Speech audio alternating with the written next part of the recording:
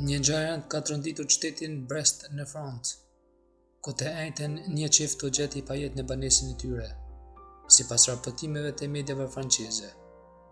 Alarmi u dha rreth orës 16:30 kur një banor i lagjes njoftoi policinë se kishte dëgjuar 2 të shtena armë në adresën. Pasi mbërritën në vendngjarje, forcat e rëndi gjetën trupat e një burri dhe një gruaje me origjinë shqiptare të moshës 30 dhe 36 vjeç, si dhe një pushk gjaho pranë tyre.